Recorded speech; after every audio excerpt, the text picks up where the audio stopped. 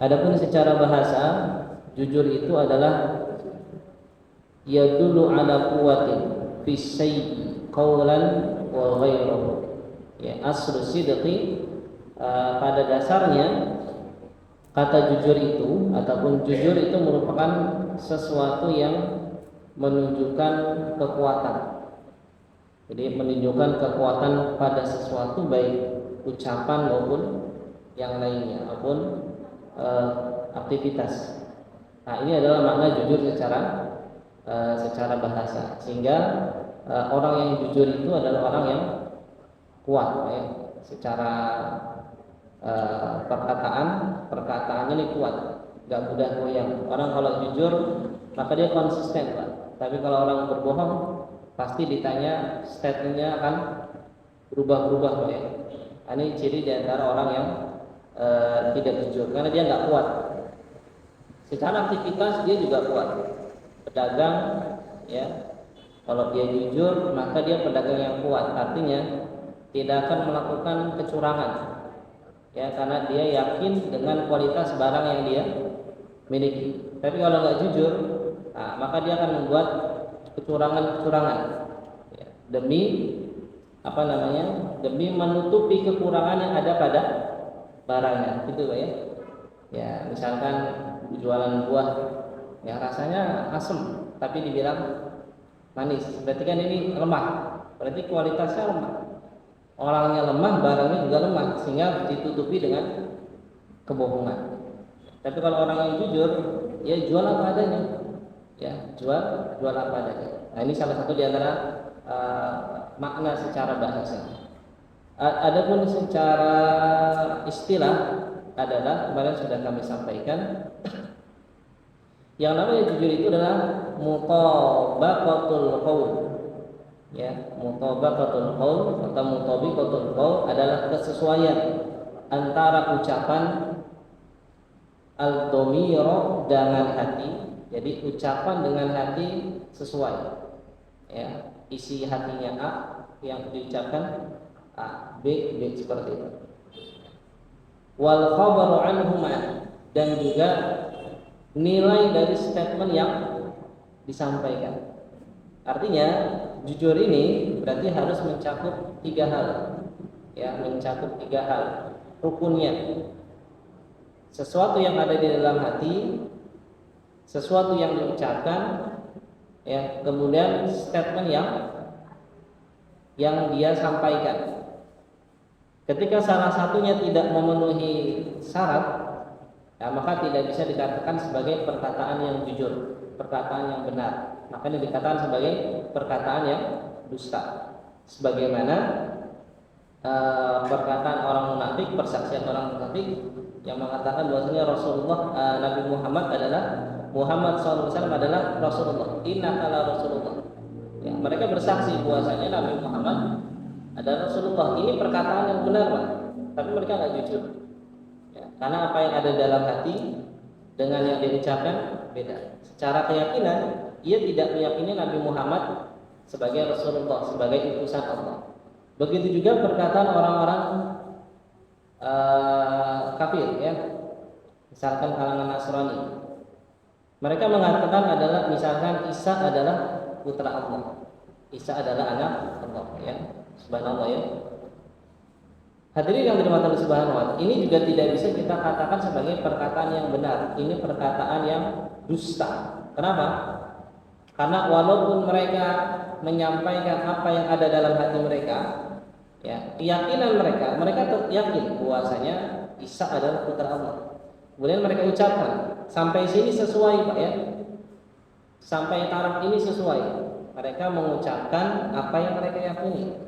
Tapi statementnya, nilai dari statement yang dia sampaikan itu statement yang keliru, karena Isa bukan putra Allah. Maka tetap kita katakan statement ini adalah statement yang dusta, tidak benar, walaupun mereka menyampaikan sesuai dengan apa yang ada di dalam hati mereka. Nah, ini adalah makna jujur, hadirin yang dirahmati Allah Subhanahu wa taala. Jadi semoga bisa dipahami bahwasanya jujur itu ada 3 poin: hati, kemudian ucapan, kemudian statement yang disampaikan, kesemuanya harus sesuai pada saat yang bersamaan. Ini namanya jujur. Bisa dipahami ya? Baik. Kemudian hadirin yang berhormat Subhanahu wa taala, ya kemarin ada beberapa hal yang belum sempat kami sampaikan. Ya, di sini dijelaskan ini sangat bagus sekali untuk kita pahami Bapak Ibu ya. Sampaikan bahwasanya wasidqu wal ikhlas huma fil haqiqati tahqiqul iman wal islam. Jujur dan ikhlas kedua-duanya merupakan bentuk realisasi dari iman dan Islam. Ini Pak ya. Jadi ada keterkaitan antara kejujuran dan keikhlasan dengan keimanan dan keislaman. Ya, ada kaitannya. Kenapa demikian?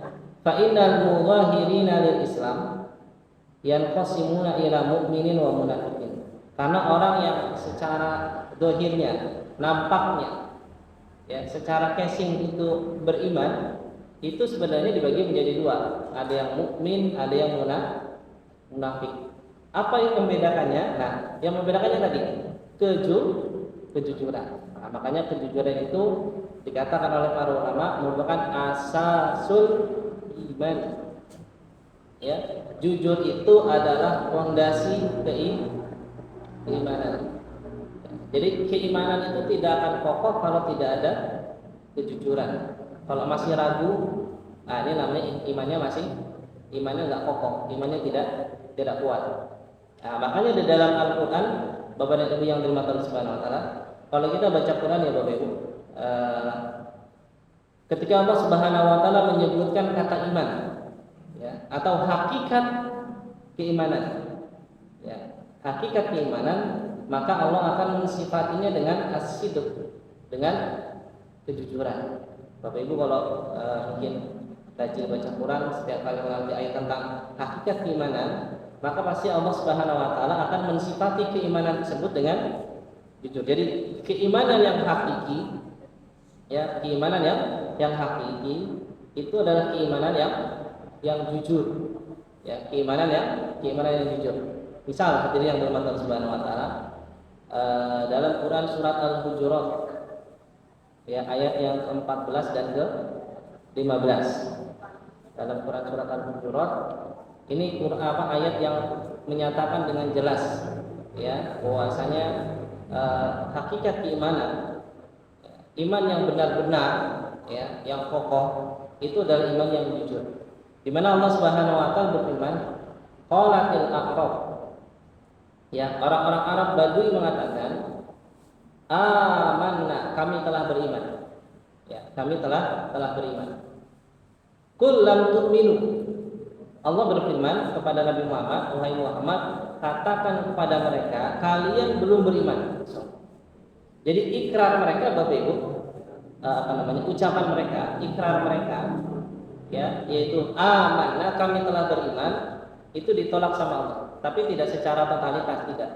Artinya tolak secara arti imannya bukan iman yang sempurna. Makanya kata Allah Subhanahu Wa Taala, qul lam tu'minu, kalian beriman. Katakan kepada mereka, wahai Muhammad, lam tu'minu, kalian belum, bukan tidak ya Pak ya, belum beriman, artinya belum mencapai tingkat keimanan yang hakiki. Ya, kenapa demikian?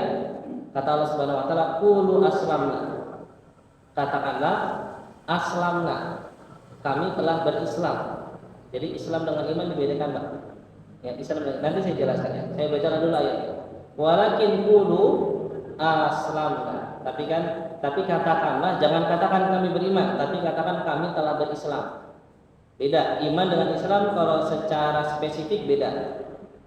Kalau disebutkan secara terpisah, ya mukmin, ya muslim, Islam ya iman. Tapi kalau disebutkan secara bersamaan, maka memiliki perbedaan. Ya Pak ya? Ya, paham ya? Baik, kemudian walamma yadkhulul imanu fi qulubikum. Kenapa? Karena keimanan itu belum meresap ke dalam hati mereka.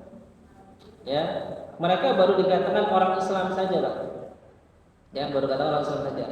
Ya, ini kata Allah Subhanahu wa taala. Wa in tuti'ullaha wa rasulahu, kalau kalian bertakwa, taat kepada Allah dan Rasulnya, la yalikum min a'malikum syai'an. Maka Allah Subhanahu wa taala tidak akan lam yalikum, tidak akan mengurangi sedikit pun pahala amalmu. Innallaha ghafurur rahim. Sesungguhnya Allah Maha Pengampun lagi Maha Penyayang. Baik, Bapak dan Ibu yang dirahmati Allah Subhanahu wa taala.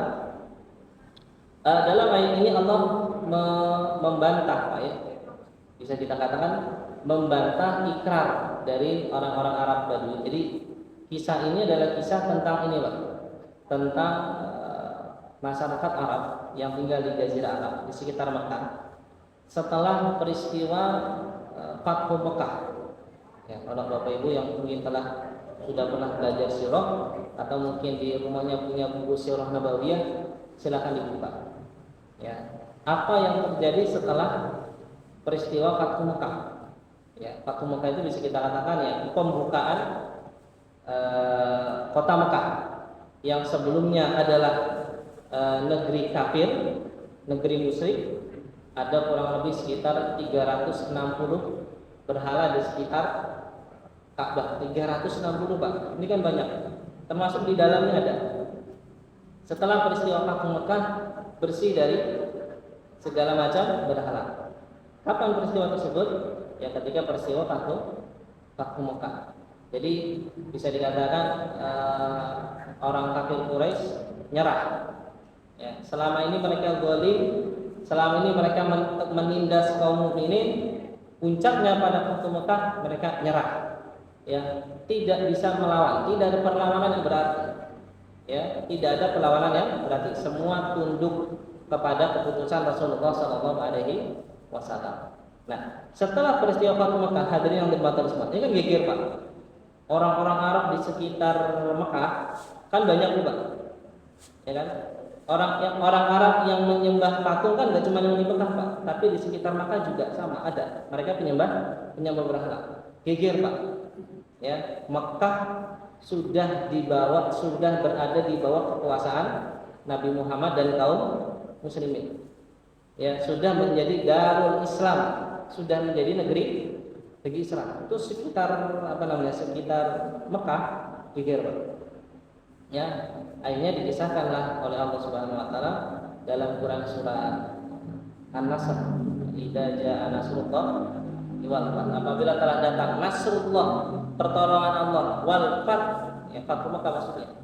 Ya, wa ra'aitan nasa yadkhuluna fi dinillahi afwaja. Maka kalian akan melihat ya an-nasa yadkhulun, masuk fi dinillah, ke dalam agama Allah, yaitu masuk ke dalam agama Islam, afwaja. Afwaja itu jamaatan. Afwaja maksudnya masuk Islam berbondong-bondong. Artinya setelah peristiwa Fathu Mekah, ya, setelah peristiwa Fathu Mekah, jumlah orang-orang Islam bertambah dengan drastis, betul. Kata Allah afwaja. Kalau zamannya dulu masuk Islam satu-satu, Pak ya. Ngumpet ya, Pak ya. Kalau zaman Rasulullah sebelum hijrah, ya, mereka kalau masuk Islam nggak berani, Pak. Ngumpet satu, ya, besok satu, ya, besok satu-satu, makanya sedikit. Ya, setelah peristiwa Mekah, dari suku ini datang berbondong-bondong, saya masuk Islam. Dari suku ini masuk Islam. Akhirnya apa? Jumlah kaum muslimin setelah peristiwa Fathu Mekah itu bertambah dengan pesat. Ya, bertambah dengan pesat. Kenapa? Karena mereka menyadari kekuatan kaum muslimin ketika itu. Siapa yang nggak geger coba? Ya, kafir Quraisy berhasil ditaklukkan, kan geger semua, Pak. Gentar mereka semua. Akhirnya mereka masuk Islam. Ya, masuk Islam. Nah, ketika mereka bangga atau mengikrarkan, ya, menyampaikan, mengumumkan keislaman mereka, qalatil a'rab, kami sudah masuk Islam, kami telah beriman. Ya, kami telah beriman. Maka dibantah sama Allah, lam tu'minu, qul ya Muhammad sallallahu alaihi wasallam, katakan kepada mereka, kalian belum mencapai derajat iman. Bukan enggak beriman ya, lam tu'minu, belum mencapai derajat keimanan yang hakiki, hakikat keimanan. Tapi katakanlah aslama, kami baru masuk Islam. Kenapa? Karena aslama yuslimu secara bahasa Islam itu kan tunduk, patuh, nyerah, ya, nyerah. Kenapa demikian? Karena tadi keimanan belum meresap ke dalam hati mereka. Mereka itu hadirin yang dirahmati Allah Subhanahu wa taala. Ya, masuk Islam ya tidak didasarkan keimanan, tapi karena awalnya karena takut. Ya, karena takut melihat kekuatan kaum muslimin, akhirnya mereka apa? Akhirnya mereka masuk Islam. Sehingga klaim mereka itu dibantah oleh Allah Subhanahu wa taala. Kalian belum beriman. Ya, belum beriman. Kenapa? Karena mereka masih apa namanya? Masih ibaratnya baru takut Pak ya. Takut dengan kekuatan kaum muslimin. Ya, akhirnya mereka masuk Islam karena itu. Ya, masuk Islam karena itu. Nah, sehingga dikatakan kalian baru aslamna, nyerah, berserah diri. Kan memang asal kata Islam kan dari kata aslama yuslimu, serah, baru menyerahkan diri saja. Artinya tidak didasarkan karena keyakinan yang kuat, keyakinan yang jujur tadi Pak ya. Bukan didasarkan dengan keyakinan yang kuat, bukan didasarkan dengan keyakinan yang jujur. Nah, maka di sini para ulama menjelaskan bahwasanya Islam dengan iman itu dibedakan. Makanya dalam sebuah hadis Jibril, Rasulullah ya hadis arba'in Pak ya, nomor 2 Pak. Ini yang sudah belajar paham ya. Malaikat Jibril datang ya menyamar jadi manusia, niat ingin ngajari sahabat tentang keislaman, tentang agama. Maka bertanya tentang Islam, iman dan ihsan. Ya, artinya jadi yang dirahmati Allah Subhanahu wa taala, ya, hadis ini sebenarnya menceritakan kepada kita, menjelaskan kepada kita tentang tingkatan keimanan seseorang, kualitas keimanan seseorang. Ya, kualitas yang paling umum, ya, paling umum itu adalah Islam. Berarti kalau muslim itu masih kualitas yang paling umum. Masyarakat kita ini masih banyak yang muslim. Ada tingkatan selanjutnya, naik sekali lagi, mungkin bisa dikatakan sebagai VIP. Ya. Mukmin iman, tingkatan yang paling tinggi. Apa juga VIP ya. VIP artinya tingkatan yang kelas paling tinggi, eksekutif. Itu adalah ihsan. Jadi beda. Ya, dibedakan oleh para ulama antara muslim, mukmin dengan muslim.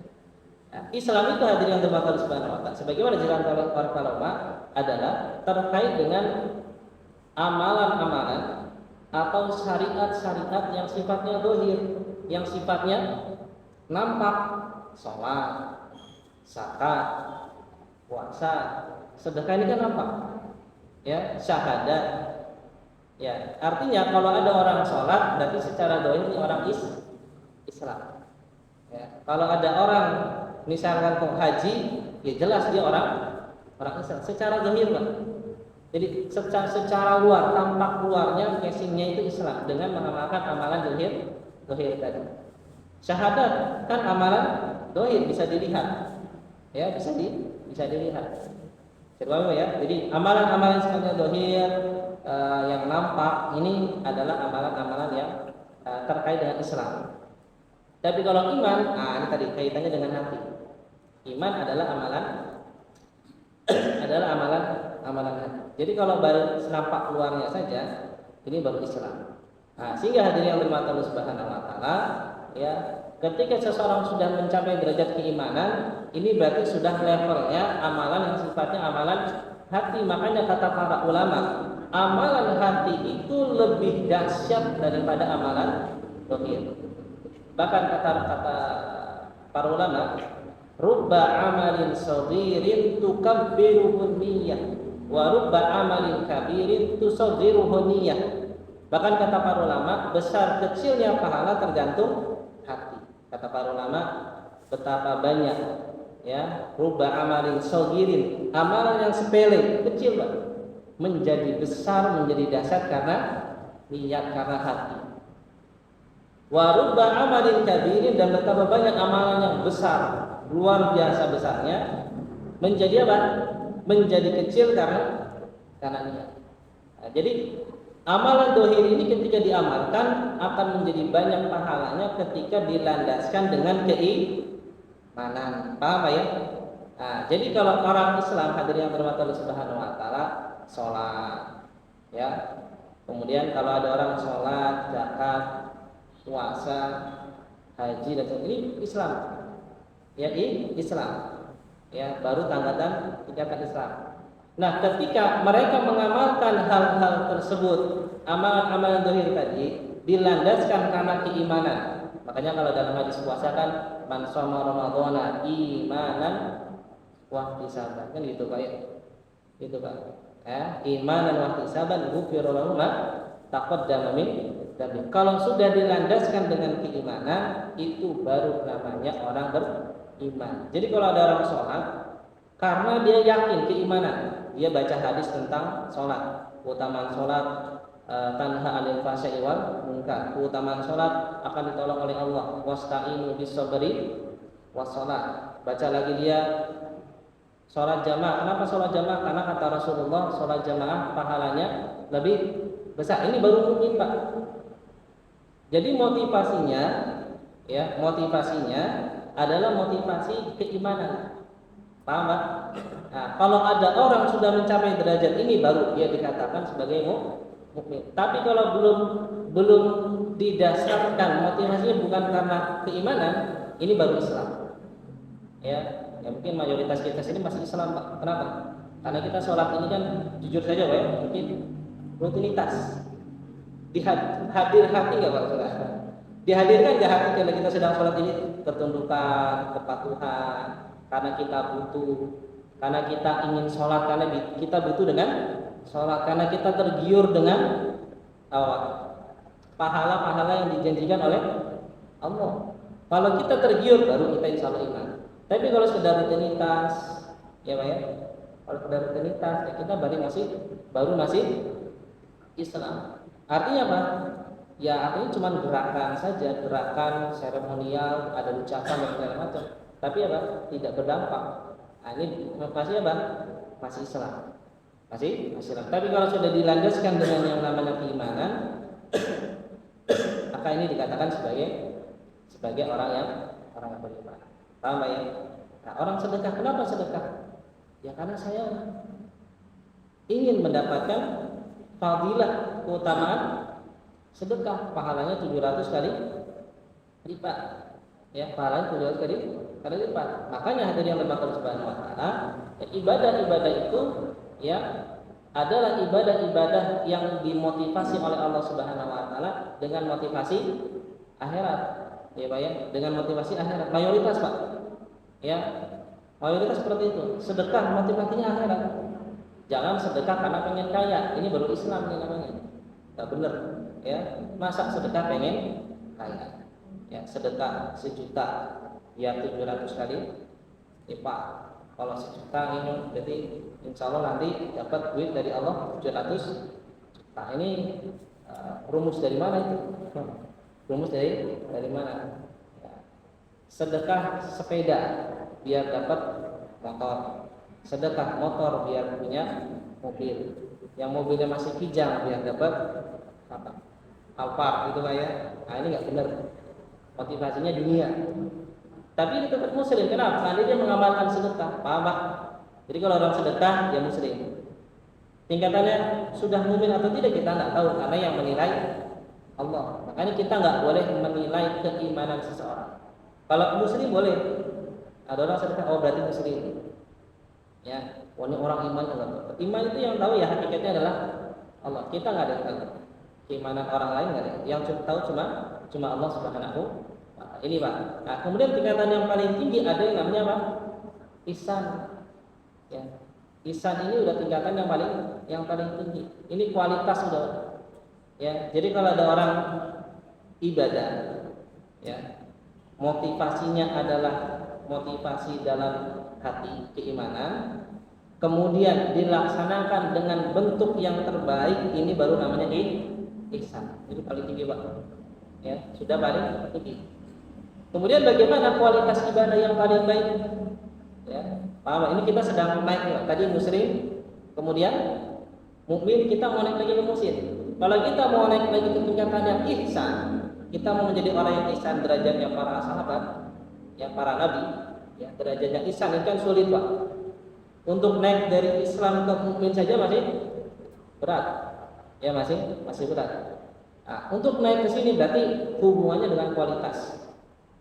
Kalau untuk naik dari kualitas muslim ke mukmin, ya, maka yang ditinjau adalah motivasi. Kenapa Anda sholat? Kenapa Anda sedekah? Kenapa Anda haji? Yang dinilai motivasinya apa? Kalau motivasinya karena janji Allah, janji Rasulullah, ini baru mukmin. Ya. Kemudian kalau mau naik lagi tingkatan yang selanjutnya, ketika dia mengamalkan motivasinya karena keimanan, kualitasnya terbaik, itu baru ihsan. Apa kualitas yang terbaik? Kata Rasulullah SAW, anta budallaha ka'annaka tarahu. Kualitas ibadah yang terbaik, Anda ibadah kepada Allah seolah-olah dilihat, seolah Anda melihat Allah. Fa in lam yakun tarahu fa innahu yaraka. Kalau Anda nggak bisa, maka yakin, rasakan, hadirkan dalam diri kita sedang disaksikan oleh Allah. Ini tingkatan paling tinggi, muhsin. Tingkatan yang paling tinggi. Paham ya? Jadi ini ada istilah Islam, ada istilah iman, ada istilah ihsan. Tapi kalau disebutkan secara global, Islam, iman sama. Ya, Islam, iman sama. Tapi ketika disebutkan dalam satu konteks yang sama, maka maksudnya adalah berbeda. Ada Islam, ada iman, ada ihsan. Nah, dalam hadis apa? Surat Al-Hujurat ini, hadirin yang dirahmati Allah Subhanahu wa taala, orang-orang Arab Badui tadi mereka belum mencapai derajat keimanan, baru Islam. Islam artinya apa? Berserah. Karena motivasinya bukan motivasi iman, motivasinya karena mereka takjub dengan Rasulullah, takut dengan kekuatan kaum muslimin, mereka masuk Islam. Tapi tetap dinilai Islam. Kenapa? Karena mereka sudah syahadat. Ya, karena mereka sudah syahadat. Paham ya? Salat dan segala macam. Nah, ini Quran surat Al-Hujurat ayat yang ke-14. Kemudian yang ayat ke berapa? Ke-15. Ini baru ya. Ini baru ayat yang ke-15. Kata Allah Subhanahu wa taala, "Innamal mu'minun." Ya. Bahwasanya sesungguhnya orang-orang mukmin yang sejati. Nah, innama itu pembatasan. Hanya maksudnya. Sesungguhnya ya, seorang mukmin yang sejati itu hanyalah alladzina amanu, yang mereka beriman kepada Allah, wa rasulihi, dan kepada rasulnya, tsumma lam yartabu, tidak ragu. Nah, ragu itu patokannya di mana? Hati kan, Pak? Hati. Jadi kalau kita masih ragu sholat itu adalah solusi dari semua masalah hidup kita, berarti iman kita belum kokoh. Kalau masih ragu, kan kata Allah Subhanahu wa taala, iman kepada Allah, iman kepada Rasul, lam yartabu, enggak ragu. Ya enggak? Kan kata Allah Subhanahu wa taala, Allah yang bilang sendiri, wasta'inu bis sabri minta tolonglah kepada Allah dengan sabar dan sholat. Kalau kita masih ragu, berarti imannya belum kokoh. Allah mengatakan, jadi tsumma lam yartabu, enggak ada yang ragu, Pak. Jadi semua janji Allah yang ada dalam Al-Quran, semua janji Rasulullah yang ada dalam hadis-hadis, itu semua kita yakini tanpa keraguan. Itu baru dikatakan sebagai iman yang mukmin yang sejati. Hakikat keimanan. Tsumma lam yartabu.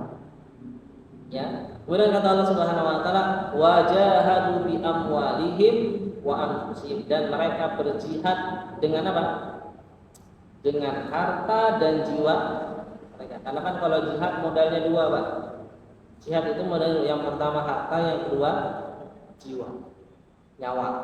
Ya, modalnya dua. Kata Allah Subhanahu wa taala, dan mereka berjihad. Kenapa orang Arab Badui ini mereka semacam disyaratkan untuk berjihad? Kenapa? Karena jihad itu melawan siapa? Jihad itu dikatakan jihad kalau melawan siapa? Orang kafir. Ya, makanya kalau ada pertempuran antara muslim dengan muslim, ini bukan jihad. Ya, bukan jihad. Ya, misalkan fitnah yang terjadi antara Muawiyah dan Ali bin Abi Thalib, itu bukan jihad, karena kedua kubu sama-sama muslim. Dikatakan jihad itu kalau musuhnya kafir.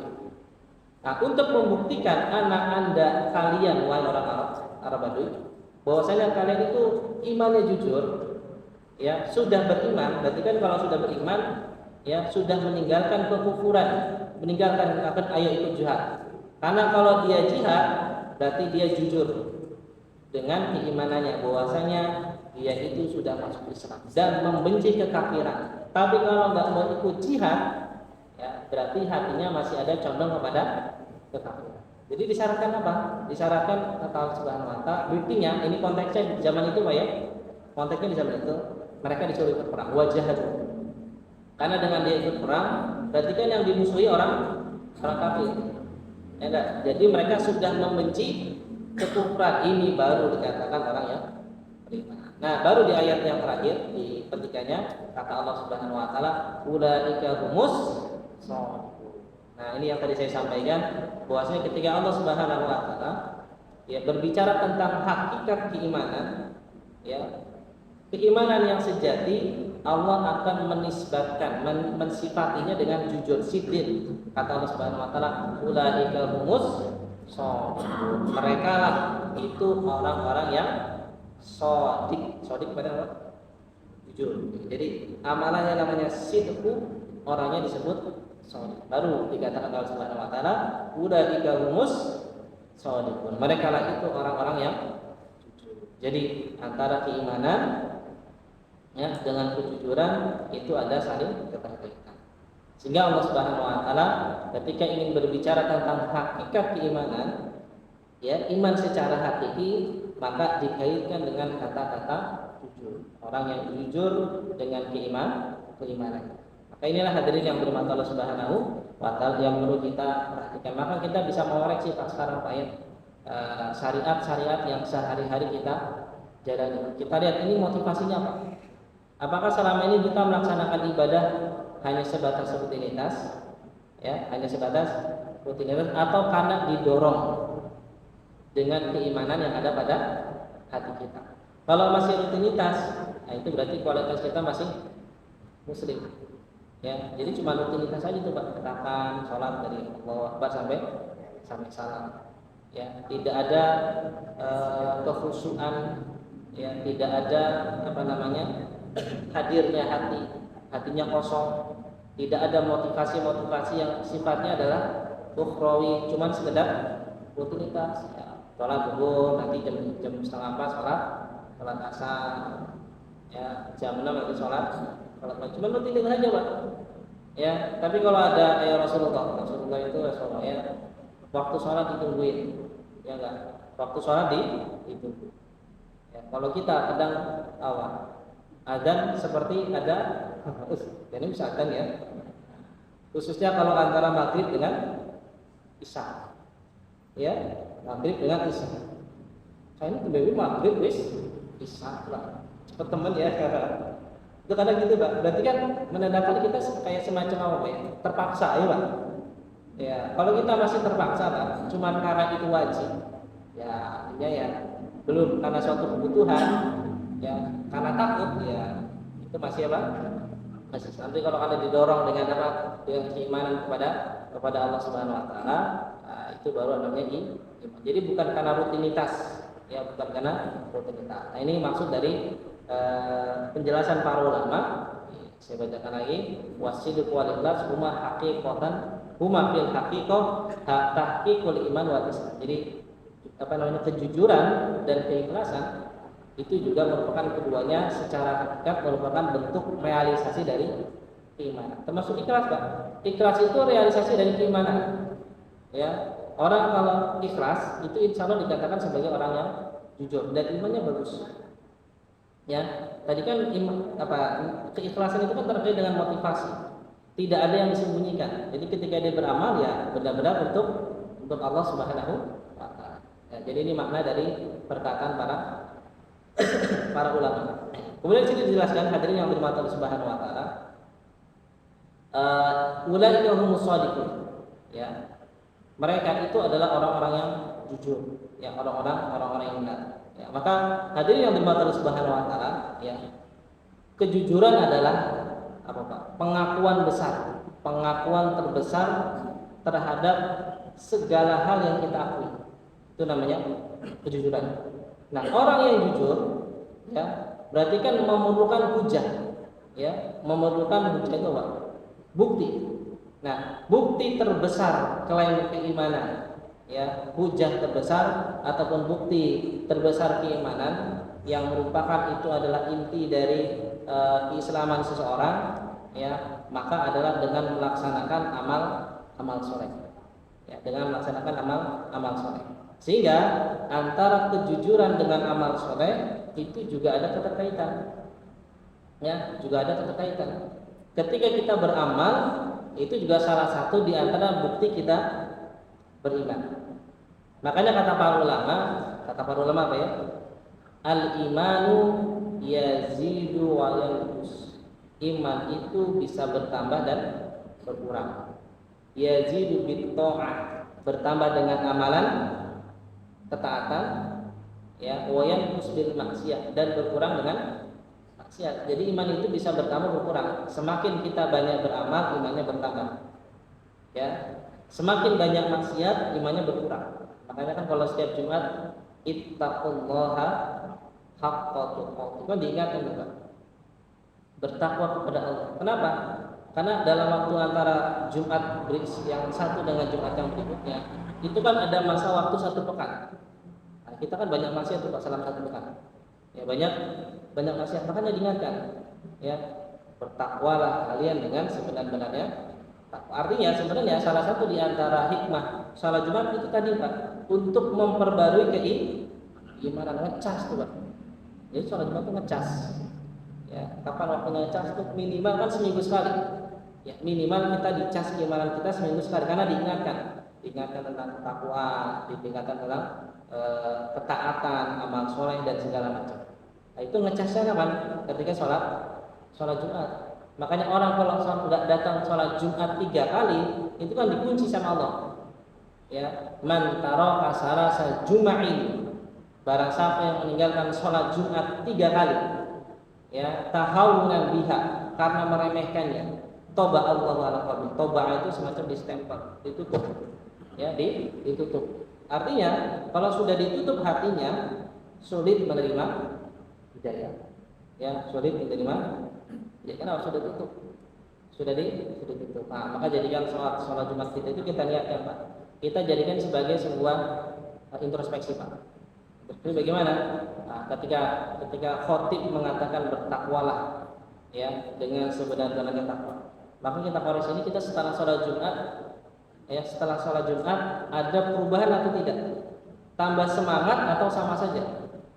Kira-kira gimana Pak?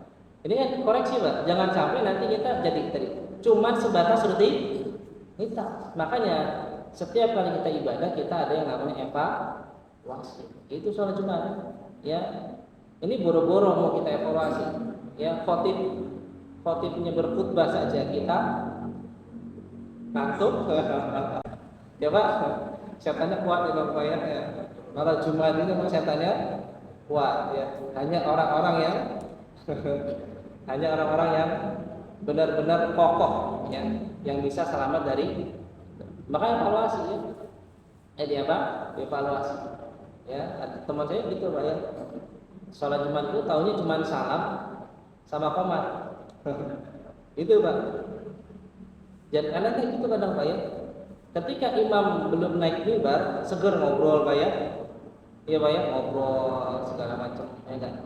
Ketika imam assalamualaikum warahmatullahi wabarakatuh, ya, langsung bangun apa? Koma. Nah, itu koreksi. Itu koreksi. Jadi sebagai koreksi kita bersama, ya, evaluasi kita bersama terkait dengan sholat, apakah keimanan kita bertambah atau tidak?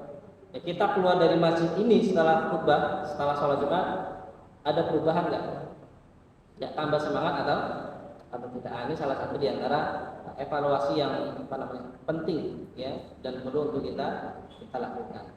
Jadi setiap Jumat itu Pak kita dicas, kita dicas. Nah, maka kita koreksi, ya, diri kita masing-masing. Itu Pak, masih ada waktu Pak. Lanjut atau ada yang mau ditanyakan? Monggo Pak. Bagaimana kedudukan seseorang yang dalam hidupnya hanya statusnya sebagai seorang muslim, belum mungkin, apalagi besar, sampai sampai mati itu dia masuk surga atau neraka atau di antaranya nggak masuk surga atau neraka yang dibedakan. Baik, pertanyaan bagus. Bagaimana statusnya seseorang yang masih muslim? Ya, statusnya muslim. Ya, statusnya muslim selama orang tersebut mengamalkan amalan-amalan tadi. Kan rukun Islam berapa, Pak? 5. Itu semua mereka amalkan. Nah, cuman kan memang gini, Pak. Kualitas keislaman orang itu kan memang beda-beda. Dari yang tingkatan paling dasar sampai yang paling tinggi. Itu kan beda-beda. Ya, selama mereka masih bertauhid, Pak, ya. Rukun Islam kan 5. Kan syahadat, sholat, zakat, puasa, haji. Ya, rata-rata kan kita baru 3, Pak, ya. Kalau yang haji sama zakat kan bagi yang mampu. Rata-rata kita kan syahadat, ya, sholat dijalankan, kemudian puasa. Selama ini dijalankan, ya mereka tetap dikatakan sebagai muslim. Ya, walaupun mungkin tadi ya motivasinya mungkin masih berbeda. Ya, tapi tetap dikatakan sebagai seorang muslim. Ya, bahkan di dalam akidah Ahlus Sunnah wal Jamaah kita semua sama-sama tahu dalam sebuah hadis Mu'adz bin Jabal ketika Rasulullah bertanya kepada Mu'adz, "Ya Mu'adz, ma haqqullahi 'alal ibad wa ma haqqul ibadi 'ala Allah?" Apa hak Allah atas hambanya dan hak hamba yang akan Allah balas, yang akan Allah tunaikan. Haqqullahi 'alal ibad, kata Mu'adz bin Jabal, Allah wa rasuluhu a'lam. Allah dan Rasulnya lebih tahu. Kata Allah Subhanahu wa taala, adapun hak Allah atas hambanya adalah diibadahi, disembah dan jangan dipersekutukan. Ini hak Allah. Hak hamba, kata Allah Subhanahu, kata Rasulullah, an la yu'adzab, tidak akan diazab. Itu Pak janji Allah, janji Rasulullah. Tidak akan diazab selama dia tidak pernah berbuat syirik. Janji Allah, janji Rasulullah SAW. Gitu, Pak. Ya, seperti itu. Jadi selama dia bertauhid, hadirin yang dirahmati Allah Subhanahu wa taala, maka di akhirat dia akan masuk surga. Cuma tadi saya sudah sering sampaikan, muslim itu kualitasnya bertingkat-tingkat. Makanya masuk surganya beda-beda. Ya, tapi secara umum saya jelaskan saja, selama dia masih muslim, dia pasti masuk surga. Itu jaminan. Kita yakin secara umum. Tapi kalau kita takyin, kita tentukan orangnya, pasti ini kan nggak boleh. Ini hari surga nggak boleh. Tapi muslim masuk surga itu pasti. Cuma cara masuk surganya beda. Saya jelaskan lagi, Pak. Pertama, cara masuk surga yang paling terbaik bi ghairi hisab wala azab, tanpa hisab, tanpa azab, langsung masuk. Yang kedua, ya enggak, dihisab tapi enggak diazab. Dihisab itu dia berapa? Dihitung. Nah, dihisab itu dihitung, diadili. Ya, dihisab tapi enggak diazab. Hisabnya hisab yasiro, hisab yang ringan. Hisab itu ada hisab yang ringan, ada yang hisab detil. Hisab yang ringan itu cuman global. Ya, kalau hisab yang detil itu detil, Pak. Jam sekian ngapain, ya itu detil. Tapi ini hisaban yasiro. Setelah itu dimaafkan oleh Allah, langsung masuk surga. Nah, tingkatan yang ketiga, dan ini mayoritas, dihisab dengan hisab yang detil, rinci, tiap detik, tiap menit ditanya oleh Allah, di mananya, kapannya ditanya oleh Allah Subhanahu wa taala. Kemudian Pak, diazab sesuai dengan kadar maksiat yang dia lakukan. Nah, itu Pak. Tapi tadi syaratnya selama mereka masih bertauhid, ya, tidak pernah berbuat syirik. Adapun kalau dia pernah melakukan perbuatan kesyirikan, ini baru Allah berlepas. Apalagi syiriknya syirik yang syirik besar, maka itu yukhriju anil millah, mengeluarkan pelakunya dari apa? Dari agama Islam. Jadi selama dia masih muslim, Pak, ya, walaupun kualitasnya masih kualitas itu, insya Allah tetap masuk surga. Cuma tadi ya mampir dulu, ya mampir dulu. Mampirnya itu tergantung dengan dosa. Allahu itu Pak ya.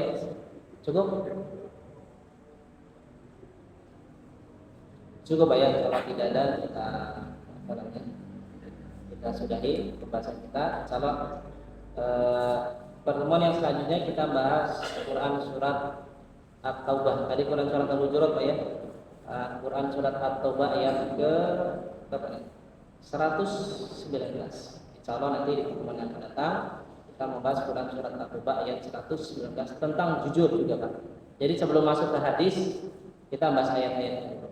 Kita sudahi dengan membaca doa kafaratul majelis subhanallah wa bihamdihi astagfirullah wa atubu ilaik. Assalamualaikum warahmatullahi wabarakatuh.